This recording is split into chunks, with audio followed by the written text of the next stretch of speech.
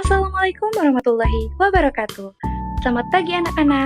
Pada pertemuan kali ini, kita akan membahas materi mengenai komponen ekosistem dan interaksi antar komponen. Nah, yang mana sangat berkaitan erat dengan lingkungan sekitar kita. Yuk kita bahas. Nah, sebelum kita lanjut ke materi, mari kita ketahui terlebih dahulu apa sih tujuan pembelajaran pada materi kali ini. Yang pertama yaitu peserta didik mampu mengidentifikasi pengertian ekologi dan ekosistem serta komponen biotik dan abiotik. Yang kedua yaitu peserta didik mampu mengidentifikasi interaksi antar spesies. Yang ketiga yaitu peserta didik mampu mengidentifikasi rantai makanan dan jaring-jaring makanan.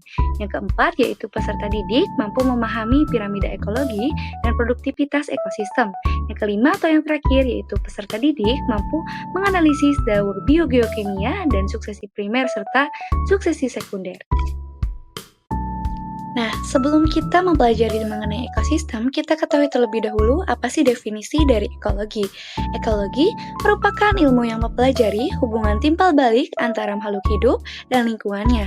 Kata ekologi sendiri berasal dari bahasa Yunani, yaitu oikos yang berarti rumah atau tempat untuk hidup, dan logos yang berarti ilmu. Jadi ekologi merupakan ilmu yang mempelajari mengenai hubungan timbal balik antara makhluk hidup atau kita dengan lingkungan.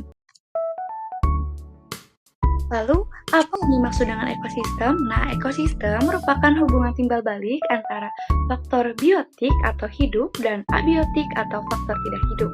Hubungan timbal balik antara komunitas dengan habitatnya dan juga merupakan hubungan timbal balik antara makhluk hidup dan lingkungannya.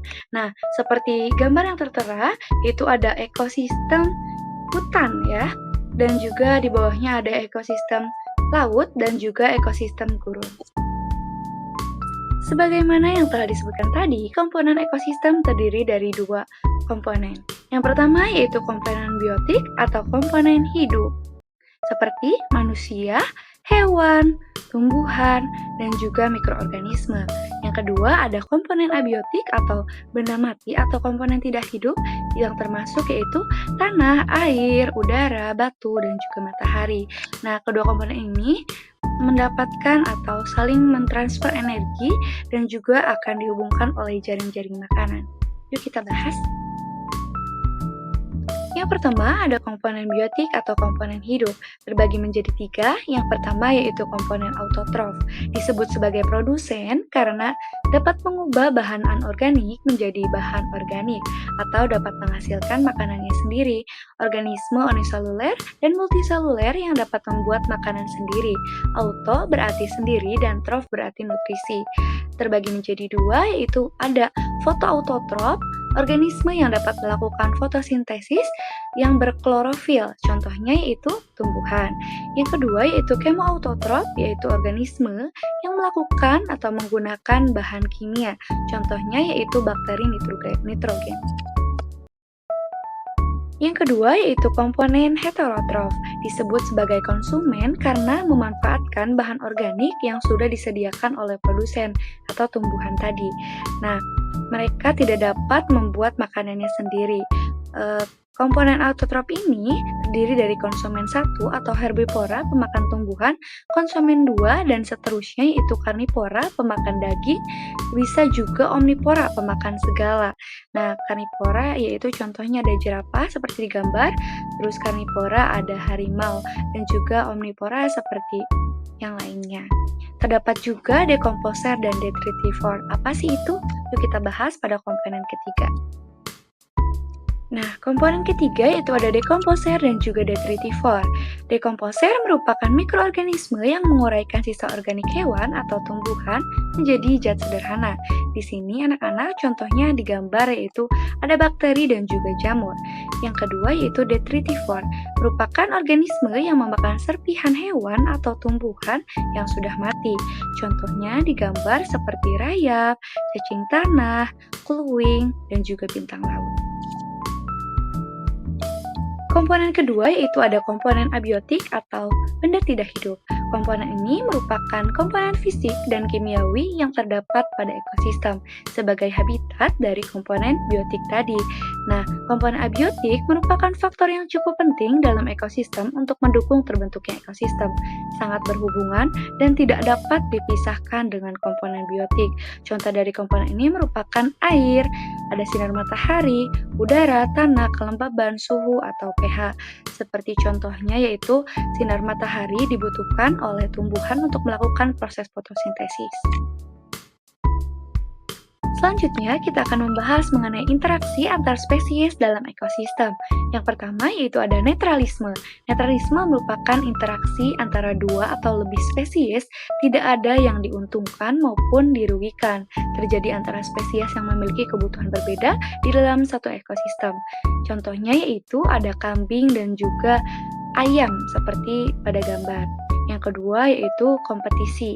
Kompetisi merupakan interaksi antara dua spesies atau lebih yang saling bersaing. Nah, karena masing-masing spesies ini memiliki kebutuhan yang sama, makanan yang sama, dan tempat yang sama. Kompetisi ini antara spesies yang berbeda ataupun sama. Contoh di gambar seperti kompetisi atau persaingan antara singa dan juga harimau ya, anak-anak. Yang ketiga ada amensalisme, merupakan interaksi antara dua atau lebih spesies di mana yang satu dirugikan, yang satunya netral atau tidak berakibat apa-apa. Ada zat alelopati yang merupakan organisme yang mengeluarkan zat kimia dan mempengaruhi pertumbuhan organisme lain. Contohnya yaitu tumbuhnya tanaman gulma pada tanaman sehingga mempengaruhi tumbuhan inangnya. Yang keempat yaitu ada predasi, merupakan proses mangsa dan dimangsa yang berarti ada predator atau pemangsa dan juga pre yang dimangsa. Seperti contohnya pada gambar yaitu singa yang sedang memangsa zebra. Yang kelima ada simbiosis mutualisme yang merupakan hidup bersama antara dua spesies atau lebih yang saling menguntungkan satu sama lain. Contohnya yaitu ada bunga dan juga lebah. Lebah membantu penyerbukan pada bunga dan lebah mendapatkan sari madu. Yang keenam yaitu simbiosis komensalisme yang merupakan hidup bersama antara dua atau lebih spesies di mana satu untung dan yang lainnya netral atau tidak berpengaruh apa-apa. Contohnya ada ikan Nemo yang berlindung di anemon laut. Yang ketujuh ada simbiosis parasitisme, merupakan hidup bersama antara dua atau lebih spesies di mana yang satu untung dan satunya lagi dirugikan. Contohnya pada gambar ada kutu pada manusia, manusia dirugikan dan kutu diuntungkan sebagai penyedia habitatnya. Dan juga di gambar kedua ada nyamuk yang mana nyamuk pada tubuh manusia atau menyedot darah manusia dirugikan sedangkan nyamuk diuntungkan karena menghisap darah. Selanjutnya, kita akan membahas mengenai rantai makanan dan jaring-jaring makanan. Apa sih rantai makanan itu? Rantai makanan merupakan proses makan dan dimakan dari produsen, dimakan konsumen primer. Produsen yaitu tumbuhan, seperti pada gambar. Konsumen primer yaitu konsumen satu tikus, lalu dimakan oleh konsumen dua atau konsumen sekunder yaitu ular, kemudian dimakan oleh konsumen tersier yaitu elang, dan juga diuraikan oleh dekomposer seperti mikroorganisme atau detritivore. Selanjutnya ada jaring-jaring makanan. Apa sih jaring-jaring makanan? Yaitu merupakan kumpulan rantai makanan yang saling berhubungan dan kompleks. Seperti pada gambar, jaring-jaring makanan merupakan gabungan dari beberapa rantai makanan, di mana satu individu dapat berperan menjadi dua. Contohnya yaitu ayam. Ayam dapat berperan menjadi konsumen tingkat 2 dan juga konsumen tingkat 3. Ada juga katak, elang, dan juga ular. Nah, contoh satu rantai makanan yaitu ada produsen atau tumbuhan lalu dimakan tikus, tikus dimakan oleh ular. Nah, jaring-jaring makanan membantu mengontrol pertumbuhan populasi makhluk hidup. Dengan adanya sumber makanan dari makhluk hidup lain, populasi mereka akan tetap terjaga, sehingga keseimbangan ekosistem akan terjaga. Sedangkan, jika kehilangan salah satu komponen saja dalam jaring-jaring makanan, dapat mengakibatkan hilangnya sumber makanan, membuat populasi mereka yang berkurang, sehingga keseimbangan ekosistem akan terganggu dan juga rusak.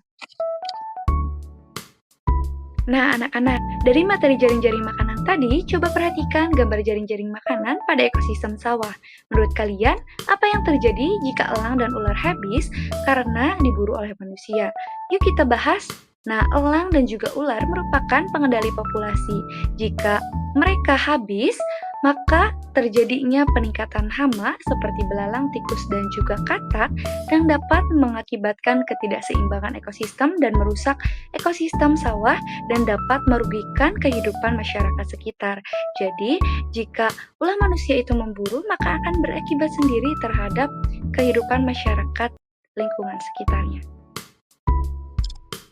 Materi selanjutnya yaitu piramida ekologi. Piramida ekologi merupakan susunan tingkat trofik secara berurutan sesuai dengan jaring-jaring makanan.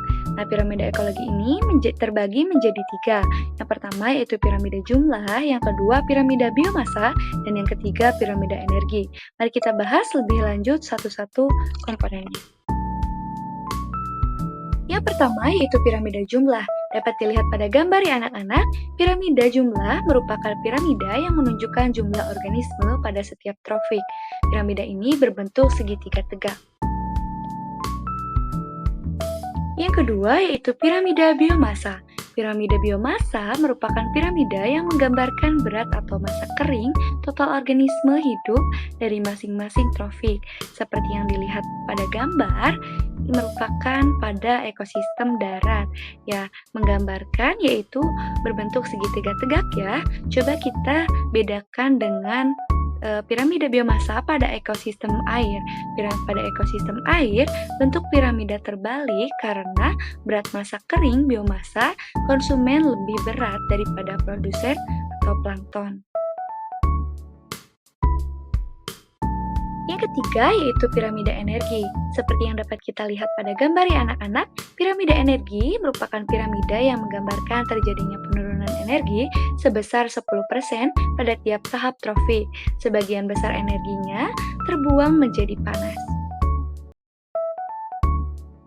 Materi selanjutnya yaitu ada produktivitas ekosistem. Apa sih produktivitas ekosistem itu? Merupakan hasil aktivitas metabolisme suatu organisme dalam waktu tertentu, terbagi menjadi dua. Yang pertama yaitu produktivitas primer, merupakan pengubahan energi matahari menjadi energi kimia melalui proses fotosintesis oleh produsen atau organisme berklorofil, yaitu pada tumbuhan. Nah, yang kedua yaitu produktivitas sekunder, merupakan kecepatan penyimpanan energi oleh organisme tingkat konsumen heterotrof. Konsumen mengambil bahan organik dari autotrof atau produsen yang menghasilkan ke dalam jaringan tubuhnya. Selanjutnya ada daur biogeokimia. Yang pertama yaitu daur air. Prosesnya meliputi penguapan, kondensasi, persipitasi, dan aliran air kembali ke lautan yang mendukung kehidupan dan mempengaruhi iklim. Yang kedua ada daur nitrogen. Prosesnya meliputi nitrogen dari atmosfer diubah menjadi amonia oleh bakteri, digunakan oleh tanaman, dan kembali ke atmosfer melalui dekomposisi dan denitrifikasi. Yang ketiga ada daur karbon. Karbon bergerak antara atmosfer, biosfer, dan lautan, diambil oleh tanaman melalui fotosintesis dan dilepaskan kembali melalui respirasi dan dekomposisi. Yang keempat ada daur fosfor. Fosfor bergerak melalui tanah dan organisme berasal dari mineral, diserap oleh tanaman dan kembali ke tanah melalui dekomposisi. Yang terakhir ada daur sulfur. Sulfur berasal dari aktivitas vulkanik dan emisi manusia, diserap oleh tanaman dan kembali ke atmosfer melalui proses dekomposisi. Nah, mari kita bahas salah satu contoh gambar daur biogeokimia yaitu daur air atau siklus hidrologi. Nah, yang pertama yaitu H2O atau air di perairan akan mengalami proses evaporasi atau penguapan ke udara. Kemudian air dari tanaman atau hewan akan terjadi proses transpirasi ke udara. Lalu di udara terjadi proses kondensasi sehingga terjadi proses hujan atau presipitasi di mana air jatuh kembali atau mengalir ke perairan. Lalu terjadi proses infiltrasi atau air menyerap ke dalam tanah dan digunakan oleh tumbuhan dan tumbuhan digunakan oleh hewan dan sebagainya. Lalu air akan mengalir kembali ke perairan. Nah, demikian terjadi terus-menerus proses siklus air atau siklus hidrologi. Selanjutnya ada suksesi ekosistem. Apa sih suksesi ekosistem itu? Merupakan proses perubahan komunitas yang berlangsung lambat ke arah komunitas yang lebih kompleks, terbagi menjadi dua. Yang pertama yaitu suksesi primer, dan yang kedua ada suksesi sekunder. Mari kita bahas satu persatu. Yang pertama ada suksesi primer. Suksesi primer merupakan suksesi yang terjadi pada lahan yang tidak bervegetasi akibat bencana alam hingga komunitas awal hilang atau tidak ada lagi kehidupan. Contohnya yaitu letusan Gunung Merapi. Nah, proses suksesi primer ini terjadi berlangsung lebih lama daripada suksesi sekunder, seperti pada gambar yang mana lahan hijau atau gunung hijau kemudian terjadi letusan Gunung Merapi sehingga hanya tersisa bebatuan saja. Lalu kemudian tumbuh lichen dan lumut, kemudian tumbuhan herba dan juga kemudian tumbuhan perdu, lalu terjadinya tumbuh pohon dan juga pohon berkayu sehingga ekosistem pulih kembali seperti ekosistem awal. Yang kedua ada suksesi sekunder. Suksesi sekunder merupakan suksesi yang terjadi pada lahan yang sudah bervegetasi sempurna, namun kemudian mengalami kerusakan, tetapi tidak sampai menghilangkan komunitas asal secara total. Nah, seperti yang dapat dilihat pada gambar, di mana lahan terjadi kerusakan atau gangguan alam atau akibat tangan manusia, lalu kemudian setelah 1-2 tahun tumbuh rerumputan musiman, setelah 3-4 tahun tumbuh lumutan dan juga rerumputan, lalu di tahun kelima sampai 150 tahun terjadi tumbuhnya rerumputan, semak belukar atau tumbuhan toleran. Lalu pada tahun 150 tahun lebih tumbuh tumbuhan toleran yang sudah dewasa atau pepohonan dan terjadi keseimbangan ekosistem kembali.